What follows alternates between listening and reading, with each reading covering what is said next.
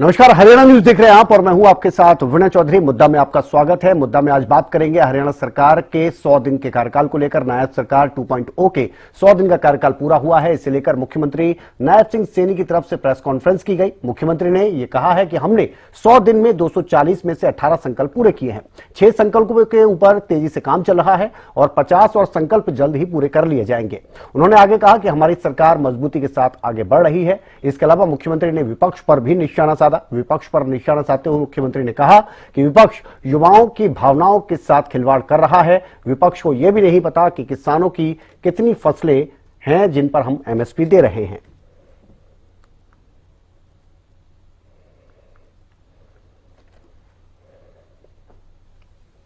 कार्यकाल का 100 दिन कंटिन्यूटी में नॉन स्टॉप सरकार के हैं। हमारी सरकार ने 2014 से हरियाणा प्रदेश को नॉन स्टॉप आगे बढ़ाने का काम किया है। हरियाणा में कई बीमारी ही कहूं, कई बीमारियों से हरियाणा ग्रसित था। जैसे परिवारवाद की बीमारी थी, क्षेत्रवाद की थी, भेदभाव होता था। अगर आप देखें कि युवाओं के अंदर अविश्वास था कि नौकरी पढ़ने से नहीं, नौकरी तो चक्कर काटने से मिलेगी। व्यक्ति को तो अगर वो कहीं जमीन जमून बेच करके या गहने बेच करके इंतजाम करता था तो तब भी उसको नौकरी नहीं लगती थी। इस प्रकार का माहौल और वातावरण हरियाणा प्रदेश के अंदर था, जो मैंने कहा है कि राजनीतिक रूप से कई बीमारियों से ग्रसित था हरियाणा प्रदेश। लेकिन हमने 100 दिनों में ही 240 में से 18 संकल्प पूरे किए हैं। इस गति से काम किया है कि हमने जो हमारे संकल्प पत्र में 240 वायदे हमने हरियाणा प्रदेश के लोगों के लिए किए थे, उसमें से 18 वायदे हमने अपने इस 100 दिन के कार्यकाल में पूरे किए हैं और 6 संकल्पों के ऊपर गति से काम लग रहा है, क्योंकि उसकी कहीं अपनी किसी की आर्थिक रूप से कोई मंजूरी लेनी होती है, उसके कारण से उसमें थोड़ी देरी हो सकती है, परंतु उसके ऊपर काम चल रहा है, जल्दी ही वो भी अमल में आ जाएंगे। हमने कम से कम 50 और संकल्पों को पूरा करने की प्रशासनिक व वित्तीय अनुमोदन की प्रक्रियाएं जारी हैं, क्योंकि प्रशासनिक भी कहीं उसकी लेनी पड़ती है और वित्तीय भी हमें उसकी व्यवस्था खड़ी करनी पड़ती है। उस प्रक्रियाओं के लिए 50 और ऐसे संकल्प हमारे हैं जो उसके अंदर प्रक्रिया में हैं और जल्दी ही वो पूरे होंगे। एक तरफ तो वो बोलते हैं कि बेरोजगारी फैल रही है, विपक्ष के लोग। अरे 10 वर्ष वो भी रहे थे, हरियाणा प्रदेश के मुख्यमंत्री रहे, उनको तब तो बेरोजगारी दिखाई नहीं दी। परंतु राजनीतिक दृष्टि से, क्योंकि उन्होंने राजनीति करनी है, उन्होंने जिंदा रहना है, परंतु वो इस प्रकार की घटिया राजनीति ना करें। क्योंकि मैंने इलेक्शन के अंदर भी ये बात कही थी कि आप युवाओं के साथ खिलवाड़ कर रहे हैं, युवाओं की भावनाओं के साथ विपक्ष खेलने का काम कर रहा है, दुर्भाग्यपूर्ण है, ये नहीं करना चाहिए। उन्होंने युवाओं के रिजल्ट तैयार थे जब हमने कहा था कि हम युवाओं को बिना पर्ची बिना खर्ची के नौकरी दे रहे हैं। वो जाकर के चीफ इलेक्शन कमीशन पे गए, वो कोर्ट में गए और जाकर के कहा कि रिजल्ट ना निकाला जाए। ये युवाओं के भावनाओं के ऊपर कुठाराघात ये कांग्रेस और विपक्षी दलों ने किया था। मेरे पास युवा आए, कहने लगे कि आप रिजल्ट निकाल दो। मैंने कहा कि मैं तो नहीं निकाल सकता रिजल्ट, तो क्योंकि मखा कांग्रेस के लोग वो चीफ इलेक्शन कमीशन पे गए और उसने लेटर निकाल दिया है कि जब तक कोड ऑफ कंडक्ट लगा हुआ है तब तक आप कोई भी रिजल्ट नहीं निकालेंगे। और किस प्रकार से उनकी भावनाओं के साथ खेल रहे थे, किस प्रकार की बातें इलेक्शन में कर रहे थे। वो ये बात बोल रहे थे कि मेरे हिस्से में 2000 आएंगी, मैं अपने हिस्से की नौकरी दूंगा। कोई बोल रहा था कि मेरे जितने हिस्से में आएंगे उतनी नौकरी दूंगा। और यहां तक कि एक व्यक्ति तो उनका जो प्रत्याशी था, चुनाव लड़ रहा था, वो ये कह रहा था कि मुझे 50 वोट दो, मैं 50 वोट पे एक नौकरी दूंगा। अरे किस प्रकार से उनकी भावनाओं के साथ खेल रहे थे, किस प्रकार से खिलवाड़ कर रहे थे। पहला देश का राज्य हरियाणा है जो अपने किसान की 24 फसल 100% फसल एमएसपी पर खरीद रही है। हमारे विपक्ष के जो लंबे समय तक काबिज रहे हैं, नेता रहे हैं, जो स्वामीनाथन जो रिपोर्ट थी जिसके वो चेयरमैन भी रहे हैं, वो आज प्रेस कॉन्फ्रेंस में पूछते हैं कि 24 कौन सी फसल है, उसके नाम बताएं। भाई नाम भी बता देंगे जब अगर आपको नहीं पता है, हमें तो पता है ना 24 कौन सी फसल है, हम बता देंगे। परंतु आप फिर किसान का क्या लाभ करेंगे जब आपको यही नहीं पता है कि 24 कौन सी फसलें हैं। जो भी फसलें हैं हरियाणा प्रदेश के अंदर, जितनी भी फसलें हैं, मैं बताना चाहता हूं उसके अंदर, अगर उनको ध्यान में नहीं है, धान की फसल है, ज्वार की फसल है, बाजरा की फसल है, रागी है, मक्का है, तुर है, मूंग है, उड़द है, मूंगफली है, सूरजमुखी है, सोयाबीन है, तिल है, काला तिल है, कपास है, गेहूं है, जौ है, चना है, मसूर है, रेपसीड है, सरसों और सैफफ्लावर है, तोरिया है, कोपरा है और छिलका रहित नारियल है, जूट है। ये 24 फसलें हैं। अगर भाई उसको नहीं पता है तो मेरे से एक कॉपी ले ले और वो सारे किसानों को पढ़ाए, भाई ये फसल आप बोते हैं, आप बोइए उनको। कैसे लाभ करेंगे वो किसान का जब उनको यही मालूम नहीं है कि हमारे हरियाणा प्रदेश के अंदर कितनी फसलें होती हैं। कम से कम उसका तो ध्यान करना चाहिए, तभी तो लाभ देंगे हम। जब उनको मालूम नहीं है, कहा जी 24 फसलें नहीं का नाम बताओ, ये नाम भी बता दिए मैंने। तो इन 100 दिनों को लेकर मुख्यमंत्री ने खुद 2 घंटे के करीब प्रेस कॉन्फ्रेंस की। बड़े ही ब्रीफ तरीके से उन्होंने ये जानकारी दी कि क्या कुछ किया गया और साथ ही एक बुकलेट जारी की गई, और इसी पर चर्चा करेंगे कि इन 100 दिनों को विपक्ष कैसे देखता है, और साथ ही अगर सत्ता पक्ष की बात की जाए तो जिस तरह से मुख्यमंत्री या अन्य कैबिनेट मंत्रियों की तरफ से कहा गया है कि ये बेहतरीन फैसले लिए गए, उनको किस तरह से देखा जाए। इस पर चर्चा करने के लिए हमारे साथ मेहमान जुड़ गए हैं। रामराज जी हमारे साथ, शर्मा जी हमारे साथ जुड़ गए हैं, बीजेपी से प्रवक्ता हैं, सर बहुत बहुत स्वागत है आपका। सुरेश रोड जी हमारे साथ कांग्रेस के प्रवक्ता जुड़ गए हैं, सर आपका भी बहुत स्वागत है। विजेंद्र रेड्डी जी इनेलो से प्रवक्ता हमारे साथ जुड़ गए हैं, और साथ ही राजेंद्र जादौन जी हमारे साथ वरिष्ठ पत्रकार के तौर पर जुड़े हुए हैं, सर आपका भी स्वागत है। सबसे पहले सुरेश रोड जी आपके पास से ही आऊंगा, क्योंकि आपकी तरफ से लगातार सवाल उठाए जा रहे थे। इन 100 दिनों को लेकर आज एक बुकलेट जारी कर दी गई, 2 घंटे के करीब उन्होंने पत्रकारों से बातचीत की है, बड़े शानदार तरीके से विस्तार से उन्होंने बता दिया क्या किया क्या नहीं किया। अब कौन से सवाल आपके जहन में रह गए? अभी माननीय मुख्यमंत्री जी का भाषण में आपके यहाँ सुन रहा था, या प्रेस कॉन्फ्रेंस में जो वक्तव्य था माननीय मुख्यमंत्री जी का, वो सुना। उन्होंने आज भी नारियल की फसल का जिक्र किया, 24 फसलों के नाम दिलाए, नारियल का बेखूबी जिक्र करते माननीय मुख्यमंत्री जी।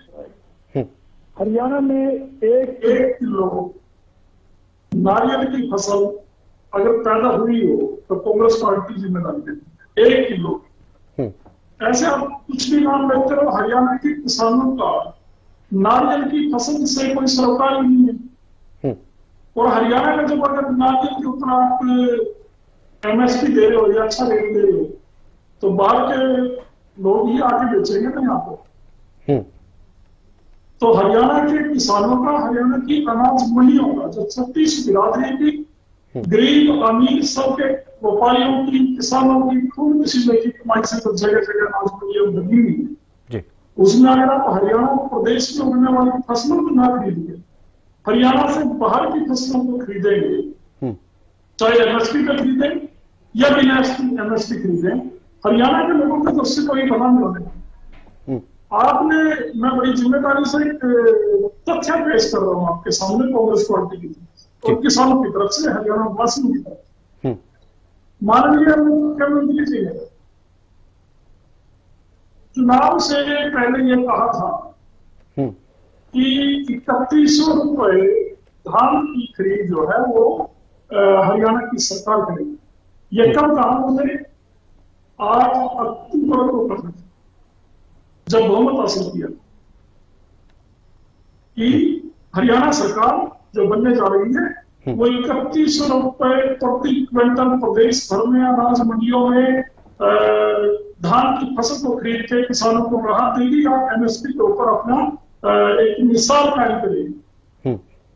हम भी स्वागत करते नजर आए थे आपकी कई डिबेटों में, ये अच्छी बात है। 3100 रुपए प्रति क्विंटल आप खरीदिए, हमारी तो वर्षों पुरानी मांग है और हमारे को तो यह आरोप भी लगता रहेगा कि किसान आंदोलन के पीछे कांग्रेस पार्टी का हाथ है।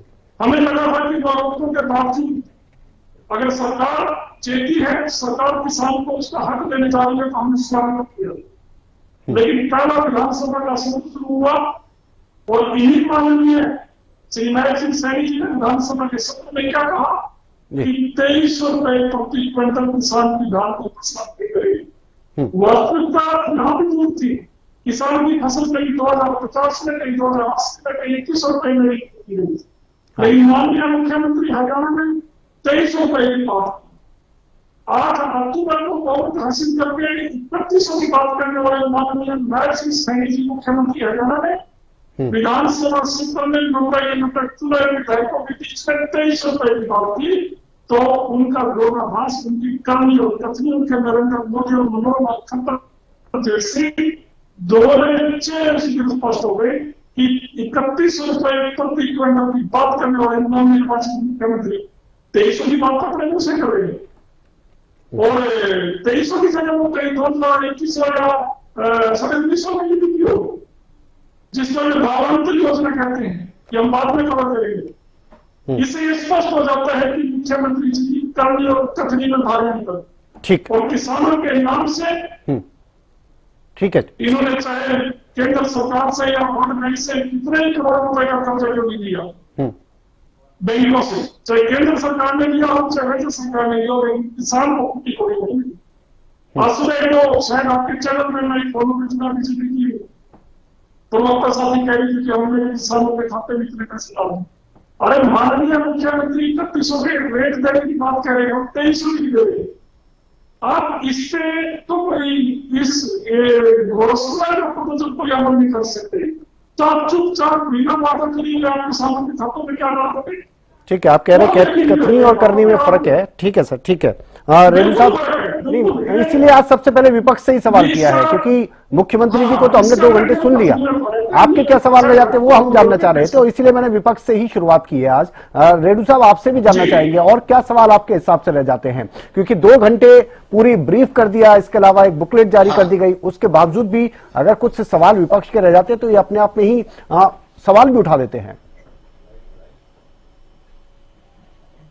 विनय चौधरी जी, मैंने भी पीसी को सुना है, सीएम साहब को, और उन्होंने जो मुख्य बात मैं कहना चाहूंगा, क्योंकि समय भी कम देंगे आप, उन्होंने कहा कि हमने 240 वायदे किए थे अपने संकल्प पत्र में, 240 में से हमने 18 पर काम कर दिया, 6 तीव्र गति से चले हुए हैं और 50 और पाइपलाइन में आ चुके हैं। ठीक है, अगर उन्होंने 24 फसलों के नाम गिनवाने का काम किया तो मैं इस बात का इंतजार कर रहा था कि वो 18 कौन से काम किए हैं सरकार ने 100 दिन में, उन 18 कामों को भी मुख्यमंत्री महोदय जी बताने का काम करेंगे। लेकिन उन्होंने 18 कौन से काम किए हैं ये नहीं बताया, बल्कि और उसको आगे बढ़ाते हुए कहा कि 6 और तीव्र गति से चले हुए हैं और 250 पर और काम हो रहा है, लेकिन उन कौन से काम हो रहे हैं उनको बताने का काम नहीं किया। हमारा ये प्रश्न है कि वो 18 कौन से काम आपने किए हैं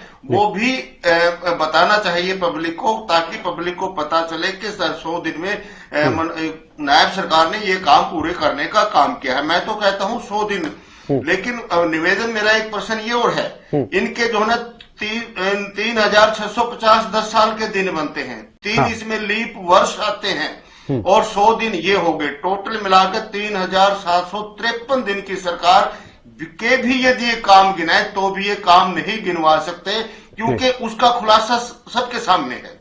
अभी नीति आयोग का फिस्कल हेल्थ इंडेक्स आया, 18 स्टेट की रिपोर्ट आई, जिसमें से हम 14वें स्थान पर हैं। नीति आयोग जो गवर्नमेंट ऑफ इंडिया की इंस्टीट्यूशन है, और उसी के द्वारा हरियाणा प्रदेश का जो वित्तीय प्रबंधन है उसमें देश के 18 स्टेट में से 14 पर रख दिया गया है।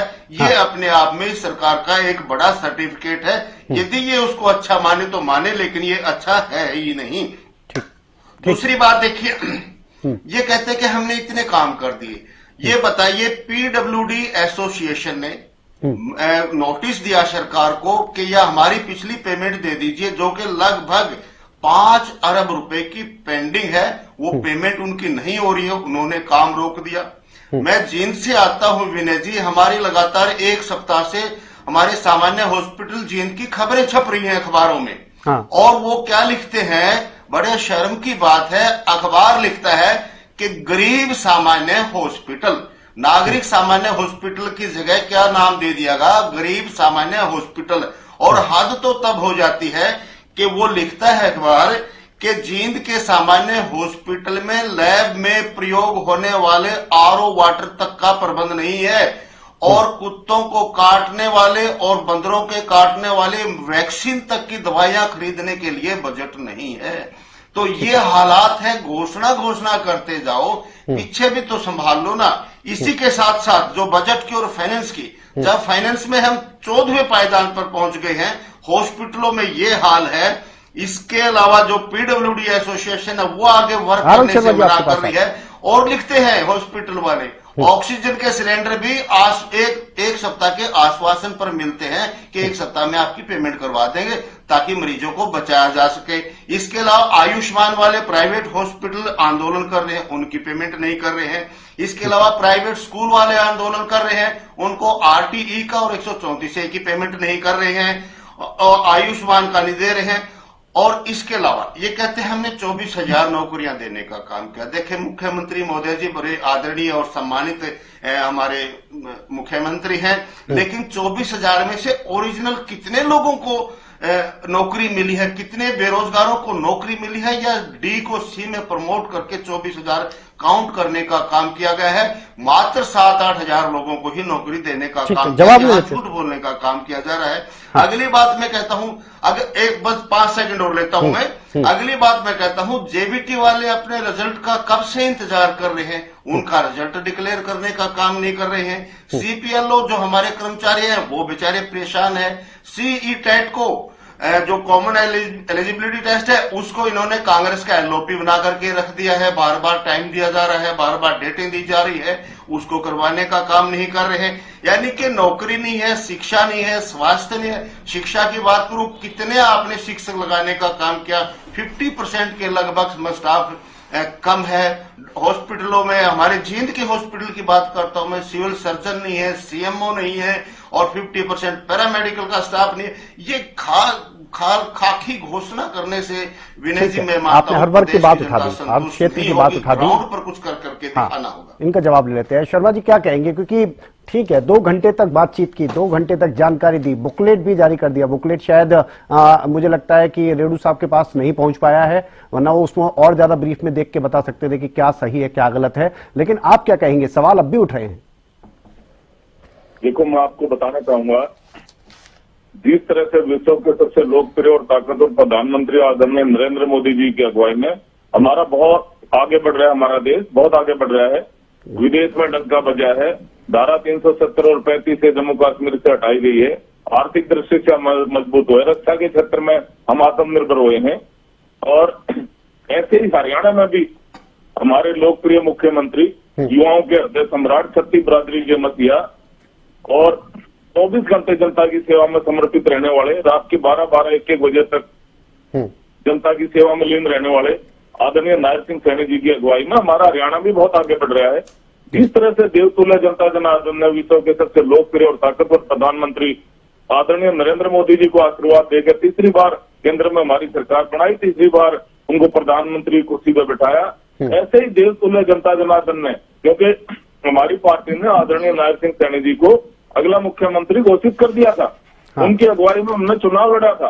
तो जिस तरह से देवतुल्य जनता जनार्दन ने तीसरी बार हरियाणा में हमारी सरकार बनाई, आदरणीय नायब सिंह सैनी जी को दूसरी बार मुख्यमंत्री का आशीर्वाद दिया, सबसे बड़ी उपलब्धि हमारी ये है कि जनता का विश्वास, प्यार, दुलार, आशीर्वाद हमने ऐसी चीज कायम रखा, हमारे मुख्यमंत्री जी के सिर पे है और जनता का और ज्यादा विश्वास हमारे मुख्यमंत्री जी के प्रति और ज्यादा श्रद्धा बढ़ी है। तो मैं समझता हूं ये भी एक बहुत बड़ी उपलब्धि है।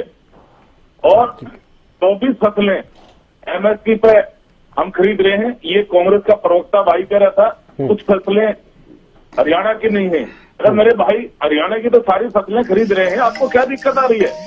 हरियाणा की जितने फसलें होती है हरियाणा में, सारी फसलें एमएसपी पे खरीद रहे हैं। माननीय मुख्यमंत्री जी ने नोटिफिकेशन जारी किया।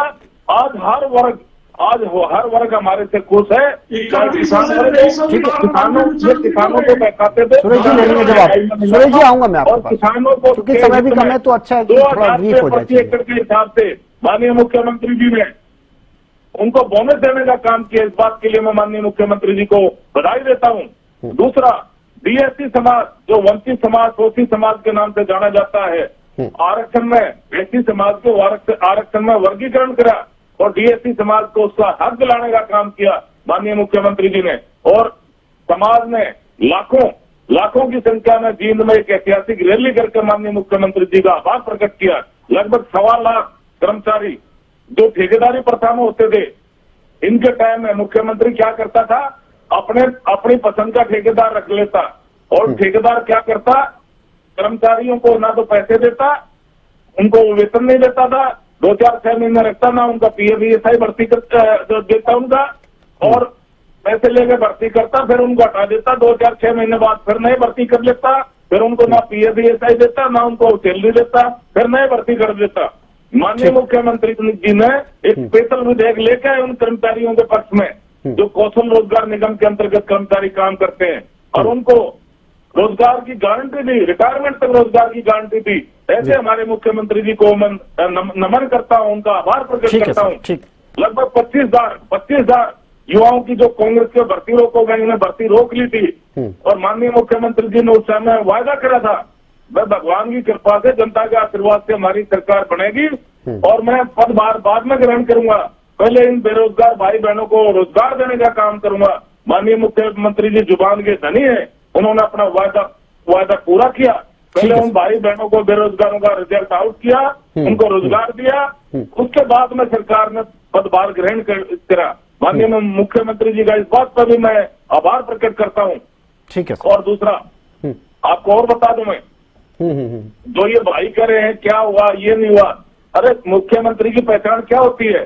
जब जनता जनार्दन माननीय मुख्यमंत्री जी की बड़ाई करे, ये 24 घंटे जनता की सेवा में समर्पित रहते हैं।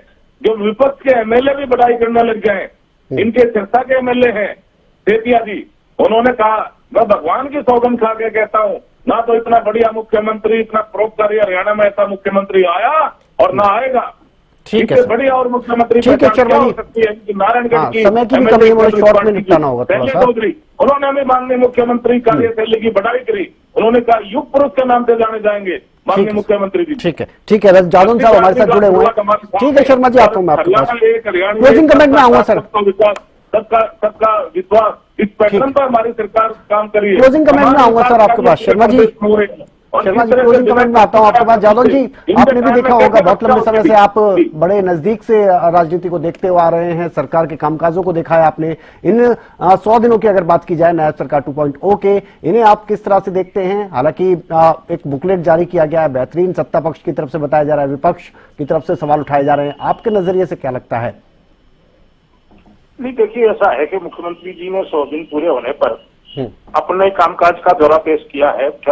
मीडिया के जरिए लोगों के बीच में जाना है, आम जनता के बीच में पहुंचना है, तो मीडिया के सामने रखने का मतलब ये है। उन्होंने कहा कि भाई जैसा कि अभी बताया गया है कि 18 संकल्प पत्र के जो 240 वायदे हैं, 240 संकल्प हैं, उनमें से 18 पूरे किए जा चुके हैं, 6 पर काम चल रहा है और 50 के लिए कोई फाइनेंशियल मंजूरी दी जा चुकी है। अब सवाल हाँ ये ठीक है कि उन्होंने एक एक करके 18 कौन कौन से काम थे नहीं बताया, और 6 और कौन से काम है या 50 और कौन से काम है जिन पर काम चल रहा है, जिनको फाइनेंशियल मंजूरी दी गई है।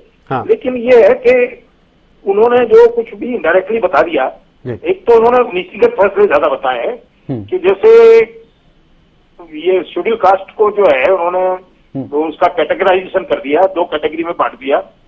तो नीतिगत फैसले में एक तो ये है, एक ये है कि पिछड़े वर्ग के लिए क्रीमी लेयर की जो लिमिट थी वो 6 लाख से बढ़ाकर 8 लाख कर दी।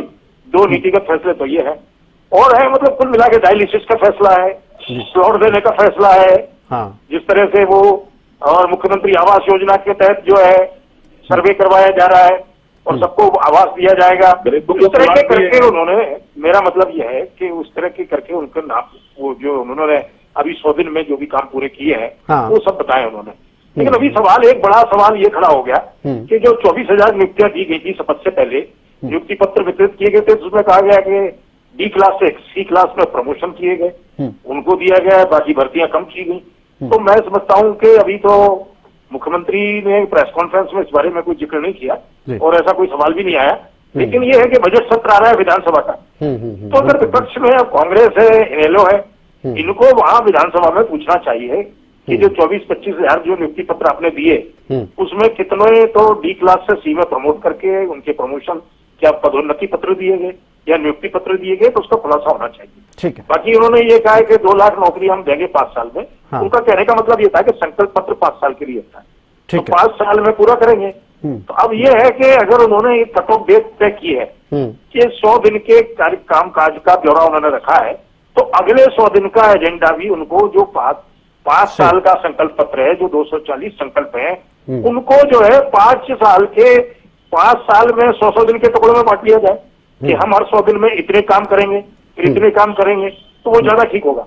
उसमें ये है कि शॉर्ट लिस्ट हो जाता है और छोटे छोटे पैकेट में वो जो है बात लोगों के बीच में चली जाती है, बिल्कुल, तो लोग याद भी रख पाते हैं और फिर उनको महसूस भी होता है कि हाँ ये काम हुए और ये वादे किए गए थे संकल्प पत्र में से, अगले 100 दिन के लिए ये काम किए गए थे। बिल्कुल, तो इस तरह से जो है काम का बंटवारा हो और काम का खुलासा हो। ठीक है। तो उन्होंने नीतिगत काम ज्यादा बताए, क्योंकि जो विकास के कार्य है वो तो अगर कोई प्रोजेक्ट है तो इतनी जल्दी पूरा नहीं होगा, बस वो ये कहा जा सकता है कि उसको शुरुआत हो गई है या उनको मंजूरी मिल गई है। ठीक है सर, तो ये स्थिति है। ठीक है सुरेश जी, क्योंकि क्लोजिंग का समय हो रहा है, मैं आपसे क्लोजिंग कमेंट लूंगा। और एक बात मैं भी यही कहूंगा कि चलिए फसलों की बात आप कह रहे थे कि ऐसी फसलें हैं जो हरियाणा में उगती भी नहीं, उनकी बात कर रहे हैं, लेकिन बाकी ऐसी आपको कौन सी फसल लग रही है जो हरियाणा में उगती है और उसकी एमएसपी की बात नहीं हो रही? शॉर्ट में सर थोड़ा। मैंने अपनी पहली बाइट में सिर्फ यही बात कवर की है, शायद आपने ध्यान से नहीं सुनी। मैंने तो ये कहा हरियाणा में धान की तादाद सबसे ज्यादा होती है, और माननीय मुख्यमंत्री जी 8 अक्टूबर को कह रहे हैं 3100 रुपए प्रति क्विंटल खरीदेगी सरकार, और वही मुख्यमंत्री जी माननीय नायब सिंह सैनी जी विधानसभा के पहले सत्र में 2300 रुपए की बात करते हैं। मैंने तो बिल्कुल तार तार करके रख दिया बीजेपी का घोषणा पत्र का वायदा। अगर अभी भी किसी की समझ में नहीं आ रही है तो इसमें कांग्रेस पार्टी और सुरेश गौड़ की कोई गलती नहीं, बिल्कुल इनका भगवान मालिक है।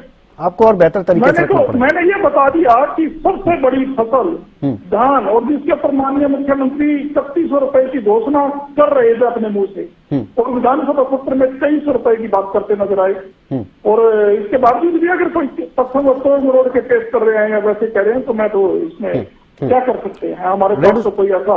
ठीक है। एक बात मैं और कहना चाहता हूँ कि बीजेपी के प्रवक्ता साथी ने बोला कि नरेंद्र मोदी जी विश्व नेता पता नहीं क्या क्या बोला कि आज हम भूटान, श्रीलंका और नेपाल से भी नीचे चले गए हैं। कोई भी प्रधानमंत्री बड़ा नहीं हो सकता अगर उसका देश विरोधी, अगर उसके देश में बेरोजगार गलियों में धक्के खा रहे हैं, प्रधानमंत्री किस तरीके से, हमें तो हैरानी होती है कि नरेंद्र मोदी जी को नींद कैसे आ जाती है, नींद कैसे आ जाती है। डिबेट में महिला मंडल कर रहे हैं। ठीक है सुरेश जी, समय कम है, मेरे को लास्ट कमेंट लेना है। विजय जी बहुत कम शब्दों में 10 सेकंड क्लोजिंग कमेंट। आ रहा हूं सर, शर्मा जी आपसे भी लूंगा जी। मैं ये कहना चाहता हूं कि हरियाणा में जो 100 दिन का लेखा जोखा नायब सिंह सैनी सरकार ने पेश किया, उसमें माननीय मनोहर लाल खट्टर के समय से 2014 के चुनाव से पहले जो किए गए वादे भी पूरे नहीं किए गए। हम जैसे बात आती है कि भाई इसमें टाइम लग जाता है, अभी तो 100 ही दिन हुए हैं। आपने को-एडिड कॉलेजेस को हरियाणा में जितने लगभग 100 के आसपास कॉलेजेस हैं जो को-एडिड हैं, जिसमें 95% बजट जो है वो सरकार देती है और 5% कॉलेज की मैनेजमेंट कमेटी को होता है। बीजेपी ने 2014 में ये घोषणा की थी कि हमारी सरकार बनती को-एडिड कॉलेजेस को सरकार अपने कंट्रोल में ले लेगी। अभी क्या है कि कॉलेजेस के जो प्रधान बने हुए हैं मैनेजमेंट कमेटी के, वो घपले पे घपले करते हैं, वो उनके साइन के बिना वहाँ कोई करते हैं। आप देखिए गबन होता है श्योर- समय कम है सर, समय कम है, आ रहा हूं मैं। हमने तो आप हमने लोग बहुत श्योर- चुप करने का हो। काम ठीक है, किया, ठीक है। श्योरों ने कितना आप ले रहे हो। करने का काम किया, वो सबके सामने है, अखबारों की सुर्खियों में है कि इन्होंने वहां भी 20% से फालतू का काम नहीं किया। ठीक है, ठीक है। अब ये शर्मा जी सुरेश लास्ट गौड़ कमेंट। भी ठीक है बहुत सुरेश जी, हो गया। है, Suresh ji please please please sir, closing का समय हो रहा है, 10 सेकंड है बस मेरे पास। Sharma ji closing comment. जिस तरह से माननीय मुख्यमंत्री जी 24 घंटे जनता की सेवा में लीन रहते, समर्पित रहते हैं, जनता की हम ऐसे ही सेवा करते रहेंगे, जनता ऐसे ही हमारे का आशीर्वाद देती रहेगी।